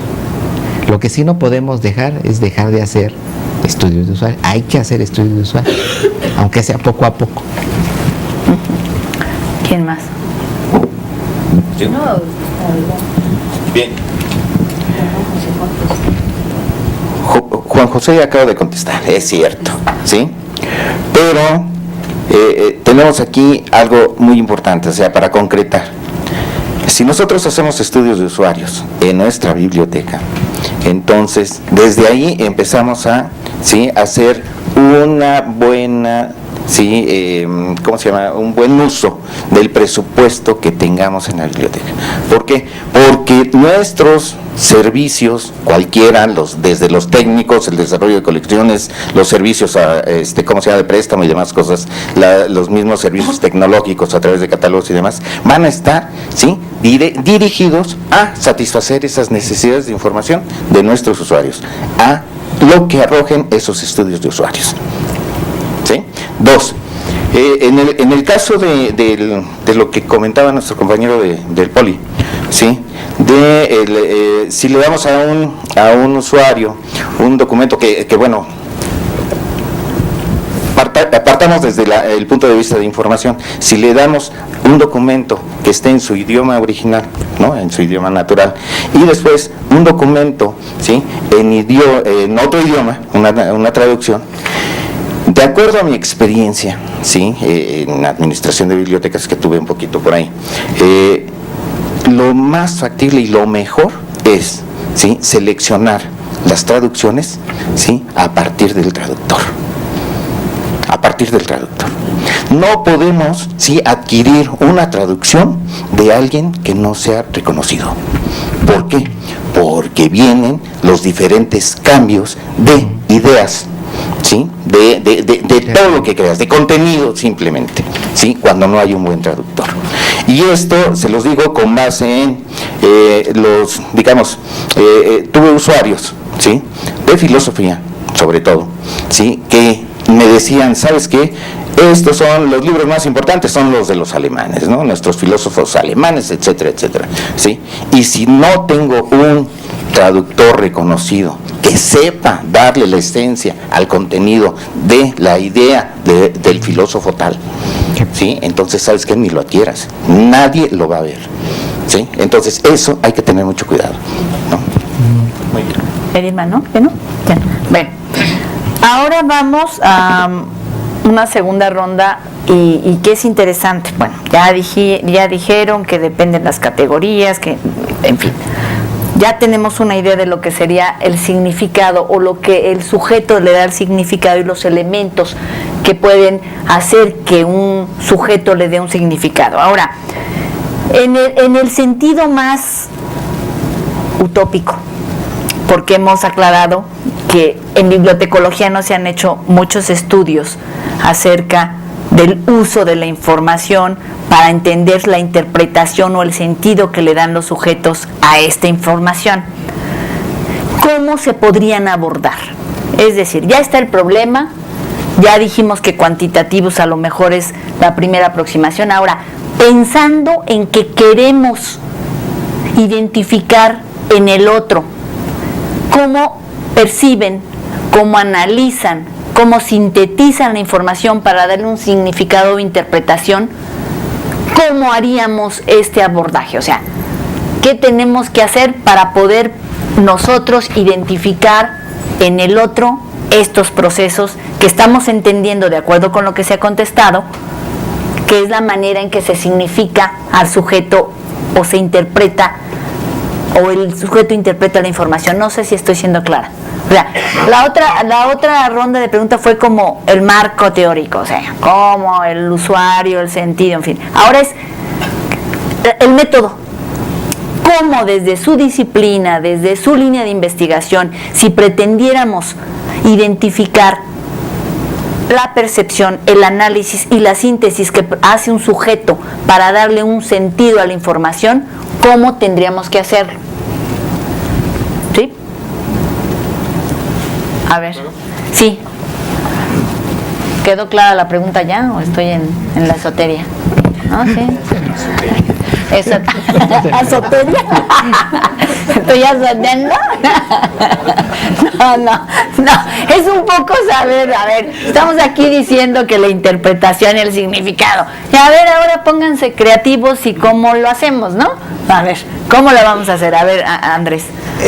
Yo desde mi punto de vista, desde el ámbito de la alfabetización informativa, había comentado antes que hay, digamos, como 5 competencias fundamentales que hay que desarrollar y 3 de ellas tienen, digamos, mucho que ver con cómo la persona procesa, aprende, cómo evalúa la información, es decir, la evaluación, el procesamiento y el uso de la información de una forma ética. Hay bastantes estudios en cada uno de estos ámbitos, menos que a lo mejor en el de la competencia de buscar información, pero sí los hay. Por ejemplo, a la hora de fijarnos en cómo la gente evalúa la información, desde la alfabetización informacional siempre se ha incidido en enseñarles los criterios que debe tener en cuenta.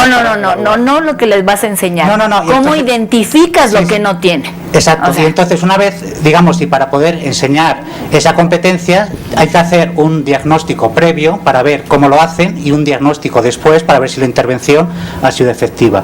Los métodos que se han utilizado generalmente, o los que yo conozco, ha sido mediante entrevistas que les preguntan a la gente exactamente en qué criterio está basado para seleccionar esta fuente o esta otra, mediante encuestas y mediante la observación, es decir, a partir de características comunes de determinados documentos, cuando uno, digamos, selecciona un tipo de documentos y otros no. Para la siguiente competencia, que es el de la síntesis, en este tema he trabajado un poco y, digamos, tengo unos cuantos artículos que hemos pretendido evaluar de alguna manera cuál es el proceso que los alumnos siguen para poder sintetizar un texto. Entonces, por ejemplo, en algunos de estos artículos que he publicado con María Pinto, que es especialista en el ámbito, y con Jean Doucet, los 3 éramos profesores de resumen documental, nos interesaba mucho el tema y lo que quisimos hacer era diagnosticar, digamos, cómo están haciendo ellos ese proceso de interiorizar la esencia de un documento para poder verificar si de alguna manera lo han entendido. En estos casos, por ejemplo, lo que hicimos fue pedirles saber, digamos, las distintas etapas que se llevan a cabo en el resumen documental, pues cómo las iban haciendo, digamos, de forma separada. Si eran capaces de identificar la naturaleza del texto, si era un texto periodístico, si era un artículo científico, si era una ley. Después, ver si eran capaces de ver la estructura de cada texto, ver si eran capaces de reconocer la idea principal, el tema principal, ver si eran capaces de ver las ideas secundarias y cómo se relacionaban estas con la idea principal, y después, bueno, cómo se manifestaba, bien mediante un resumen o bien mediante un mapa conceptual. Además del seguimiento de cada una de estas etapas, lo que les preguntábamos era las dificultades que ellos veían en cada una de ellas.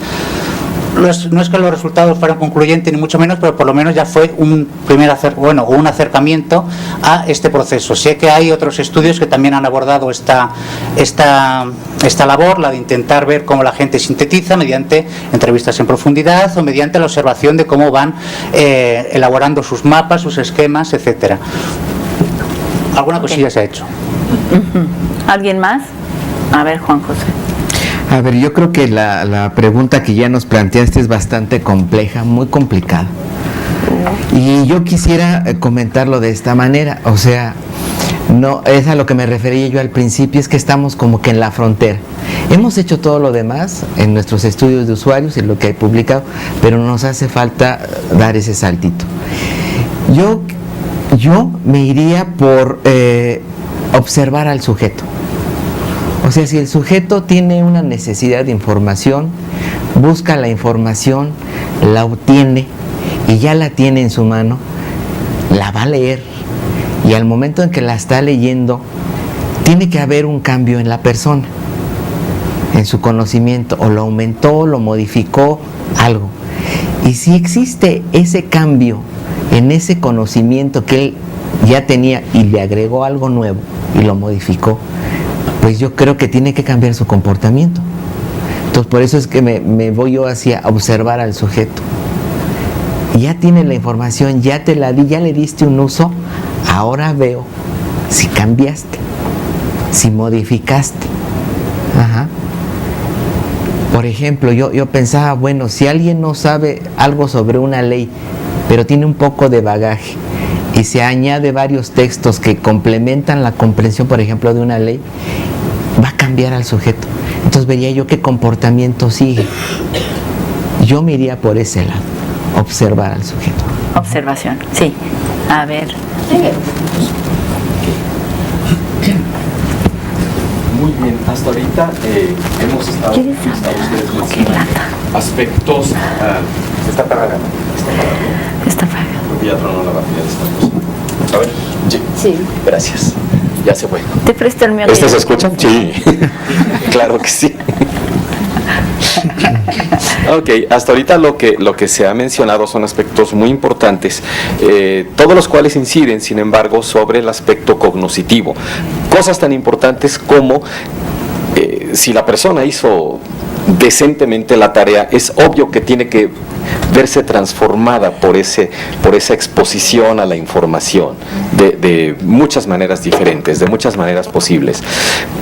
Sin embargo, es también de igual manera importante considerar si esa exposición a la información produce en la persona determinado cambio de actitudes.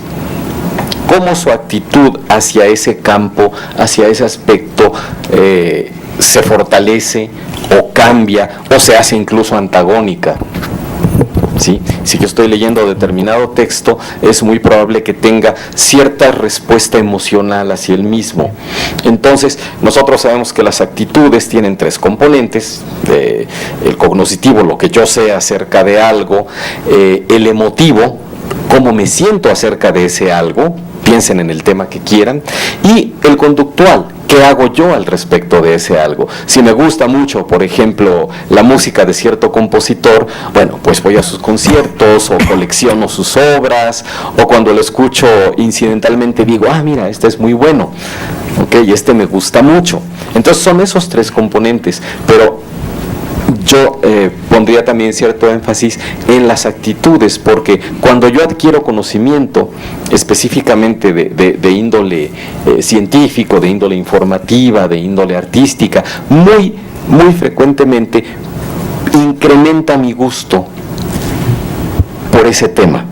Si yo comprendo algo, lo más probable es que ahora me guste más, en la medida en que lo voy comprendiendo mejor, en la medida en que voy entendiendo, en que voy dominando sus complejidades, como cuando, no sé, una persona aprende a jugar ajedrez y empieza a buscar en la historia cuáles fueron los grandes maestros, por qué fueron famosos.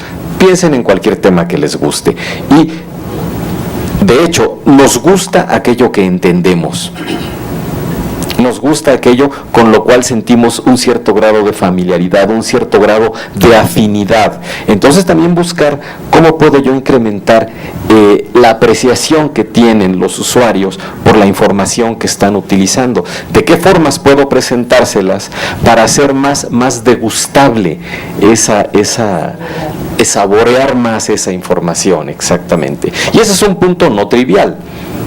Yo puedo buscar que mi biblioteca cause mejores efectos en los usuarios que la utilizan. Sí. Tan no trivial que en bibliotecología otro aspecto que se ha tocado poco es estudios de actitud. Hay muy pocos estudios de actitud hacia la información y hacia el profesional de la información, porque involucra estos tres aspectos. Sí, perdón, Edilma. No hay problema. Bueno, podríamos mirar estos estudios, así como lo estás preguntando, que por cierto sí es complejo, más no digamos tanto complicado, sino complejo, desde dos aspectos. Uno puede ser estudios individuales y otro puede ser estudios colectivos, ¿sí? Porque una cosa es la percepción que pueda tener un usuario desde su experiencia, pero cómo se puede enriquecer la percepción de uno a medida que escucha al otro. Y ahí la conversación o entrevistas, pero donde lo que prima es que conversemos, que dialoguemos, puede ser una de las estrategias metodológicas clave para copiar información frente a esos impactos que pueda tener esa información o vaya a tener porque podríamos mirar esos estudios desde el momento en que se va a manifestar la necesidad de información, y de ahí eso nos permite preparar unas estrategias para enseñar ese uso de la información, o cómo una vez usada la información se ha transformado ese sujeto. Entonces se pueden mirar en esas dos posiciones, el que empieza, pero también aquel que ya lo ha hecho, en forma individual o en forma colectiva. En forma individual por lo que es cada quien que se transforma, pero en forma colectiva porque cada uno de los integrantes de ese colectivo va a ayudar al otro a visualizar cosas que a lo mejor él no es consciente, pero que sí las vivió. Entonces, yo insisto, cuando es al principio, con los prejuicios con que llega la gente, ¿cierto? Esos preconceptos, esas ideas iniciales frente a un tema, es fundamental, porque al finalizar el ciclo del proceso de búsqueda y de uso de la información, yo tengo que mirar si ese prejuicio sí se modificó o si continúa igual, si la estructura del conocimiento de ese sujeto en realidad pasó por un proceso, si la lectura o el intertextuales, si esos diálogos que hizo con los autores, llamémoslo entonces así, si esos diálogos que hizo con los autores incidieron en esas ideas iniciales y de qué manera lo hizo. Es posible que lo mire en una conversación inicialmente, pero al finalizar yo puedo, como investigador de estudios que está elaborando ese estudio, revisar ese producto final, que puede estar en un escrito, pero también en esa conversación, en la manera como se expresa ese sujeto desde la oralidad, ya que estamos en diferentes comunidades, qué dominio tiene del tema que estuvo investigando, que le estuvieron transmitiendo oralmente sus ancestros o sus antecesores. Entonces son los diferentes elementos que podemos hacer. ¿Qué podemos hacer? Un estudio focal, ¿sí? Podemos hacer un análisis de caso.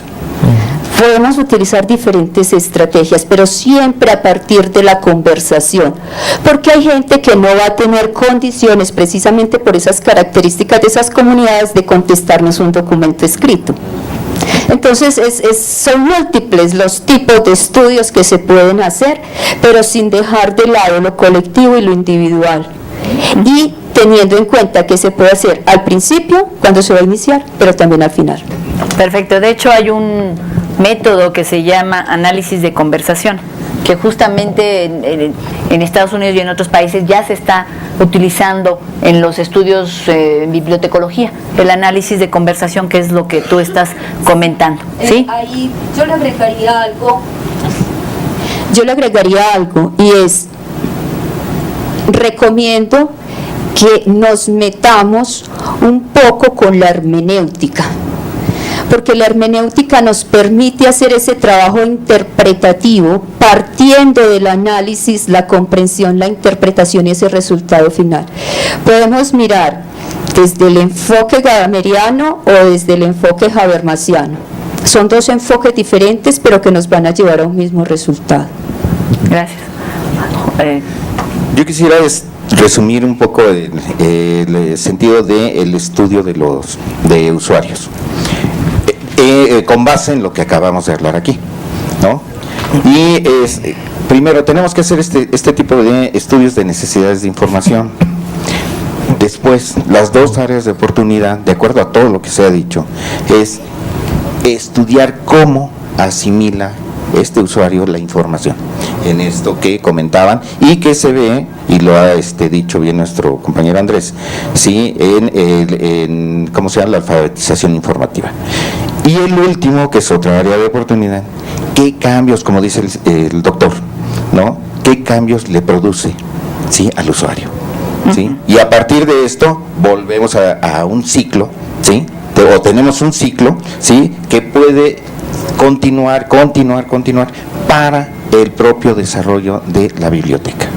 ¿Sí? Sí, que estaríamos atendiendo a los campos de la bibliotecología. Necesidades de información, comportamiento en la búsqueda, satisfacción y todo lo demás.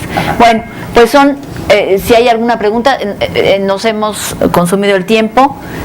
Si hay pregunta, cómo no, para que no se nos vayan sin participar. Buenas noches, soy Alma Rosa Zavala, trabajo aquí en la biblioteca del CISAN. Tengo muchos años trabajando en la biblioteca, pero mi formación es como pedagoga. Entonces yo he visto aquí en toda esta mesa muchos conceptos que vi en la carrera de pedagogía, que son de aprendizaje y demás, pero ahí también me surgieron muchas dudas en relación a cómo observar el cambio que produce la información en un sujeto, si puede ser que haya aprendizaje pero no cambios observables o no de manera inmediata, tal vez cambie su conducta pero no ahorita sino dentro de mucho tiempo. Entonces se me hace sí muy complejo hacer un estudio de usuarios en ese sentido, de ver de qué manera la información le ha modificado o le ha servido como estudiar el producto de el resultado de esa información. También se me hace muy complejo porque igual y es un interés personal para llevarlo a cabo pues en su vida cotidiana, no sé. Entonces, ¿cómo poder evaluar esa parte? Esa es mi pregunta y mi duda. A ver, es que si luego les digo dos, se quedan con la última. Bien dices, Víctor, que se quedan con la última. Entonces, a ver, ahorita Esperanza, ¿no? ¿Qué le Una cuestión rapidita. Muy buena observación, sí es cierto. No todo lo que la persona adquiere se va a manifestar en conducta observable y tampoco inmediatamente. Eso es más que obvio. Eso solo lo creían los conductistas, pero afortunadamente ya quedan pocos de ellos. Los pavlovianos ya no existen, sí. Por una parte. Por otra, sí es complejo porque la única manera en la que yo puedo evaluar ese cambio va a ser en estudios a largo plazo. Ya sea estudios longitudinales o de diversas características, pero sí voy a tener que contemplar un eje temporal bastante largo, bastante prolongado. Y además, el conocimiento es tan interesante que afortunadamente no vamos a saber, hablando en términos muy técnicos, espero no impresionarlos con ello, cómo le va a caer el 20 a la persona. ¿Ok? ¿Qué aspectos de esa información que está adquiriendo el día de hoy van a afectar? ¿Qué aspectos de su conocimiento? ¿Con qué lo va a relacionar? ¿Con qué lo va a contrastar? Etcétera, etcétera. Son procesos que, por definición, requieren de tiempo, ¿sí?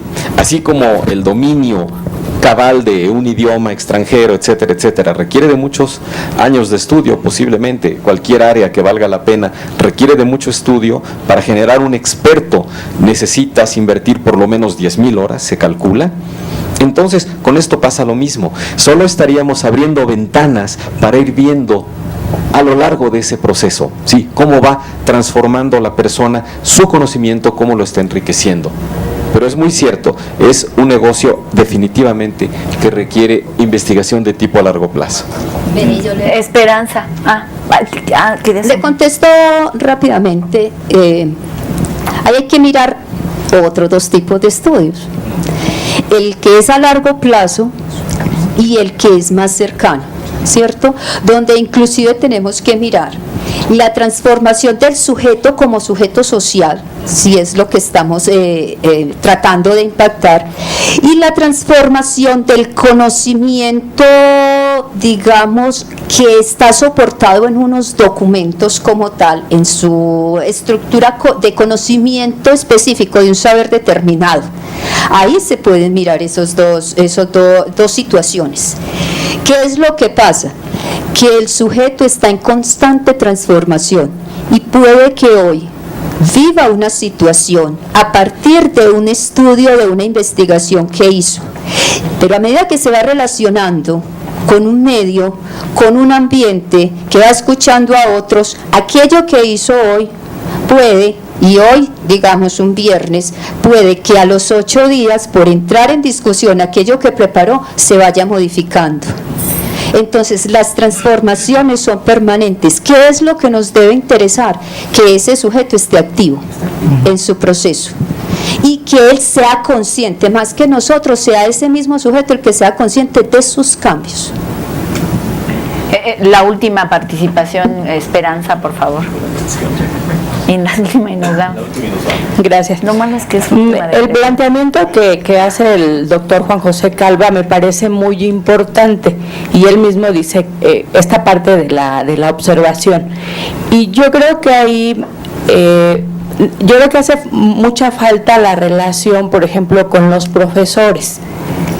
Sí, bibliotecólogo, profesores, que podría ser una forma de observar, ¿no? O sea, ya le dejé que buscara tal información y viene el proceso de lectura, de interpretación, de hacer un reporte de lectura y luego la discusión en grupo. O sea, yo creo que esa es una forma de ver hasta qué grado asimiló, y a la vez ese proceso de retroalimentación entre los mismos compañeros que hace modificar incluso la conducta. Cuando llevamos a cabo estos procesos que son muy interesantes, llegan a decir los alumnos, es que yo no había pensado cómo mi compañero interpretó tal información. Entonces son una serie de procesos que es la búsqueda de la información en una etapa. Se obtiene la información y viene la lectura de esos procesos cognitivos de relacionar lo que yo ya sé con lo que acabo de leer, y luego lo que voy a ir aprendiendo a través de la discusión con mis compañeros, el profesor, etcétera. Entonces, no sé, se me ocurre esa parte para la observación, ¿no? Porque si no, sí lo siento muy, muy complejo. ¿Cómo le doy seguimiento a ese usuario? Gracias. Pues muchas gracias. Ya nos quedamos con esta reflexión que tú haces. Por supuesto que no hay conclusiones, porque la intención es que nos quedemos todos reflexionando, y sí hay manera de acercarse, ahora son rete maravillosas, hay una bola de métodos y técnicas, pero lo que sí es cierto es que se necesita investigación formalita.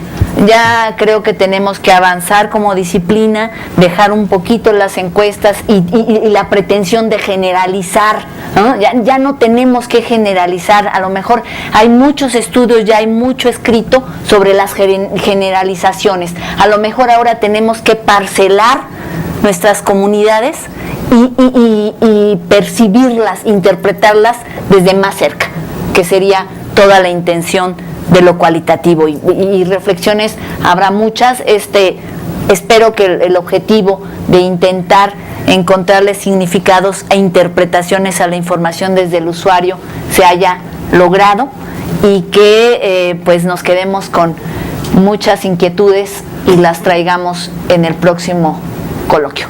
Por favor, quédense, no se vayan, viene la clausura y eso es muy importante. Por pronto es un aplauso, ¿no? ¡Ay! Por lo pronto, perdón. Muchas gracias, Diego. ¿Aquí nos quedamos? Sí, así les voy a pedir que me acompañen. Bueno, se oye bien, ¿no? Ya se oye mejor, pues soy exactamente igual. Bueno, muchísimas gracias a los colegas por esta magnífica mesa, por este gran diálogo que se acaba de iniciar. Y quiero agradecer a todos y cada uno de los participantes de las distintas mesas, de las distintas áreas que ahora, muy amablemente y muy entusiastamente han accedido a cambiar el formato de trabajo que teníamos, tratando de privilegiar el diálogo con todos y cada uno de ustedes, profundizar más en el conjunto de ideas e inquietudes que los propios investigadores tienen, y tratar de cultivar esta interlocución, por supuesto, con todos y cada uno de ustedes que nos acompañan, así como los colegas que nos siguen a través de las redes. Y yo siempre digo que los colegas que nos verán a futuro, porque como se edita, pues de una vez saludamos a los colegas que dentro de unos meses o años quizás estarán acercándose al trabajo intelectual que ahora se ha mostrado. Llegamos al fin de la tercera edición de este coloquio. Se quedan muchos temas, siempre son agendas abiertas con las cuales tenemos que seguir trabajando, y agradecer por supuesto su presencia, sus preguntas, y deseo que la necesidad de continuar este diálogo se haga patente a través de los correos, los emails y toda la apertura que tienen nuestros investigadores para seguir no solo preguntando, sino también integrándose a los grupos de trabajo, a los seminarios o bien al trabajo de creación intelectual a través de las tesis o incluso de la docencia, que en muchos casos es muy urgente y es necesario hacer. Pues por todo ello les agradezco su presencia, agradezco por supuesto a los colegas que vienen del extranjero y estoica y ¿cómo se dice? Estoica y espartanamente han soportado estos días de trabajo. Y por supuesto a ustedes por su colaboración y por el trabajo que hemos desarrollado en conjunto. Muchísimas gracias por acompañarnos y nos vemos el próximo año. Hasta luego.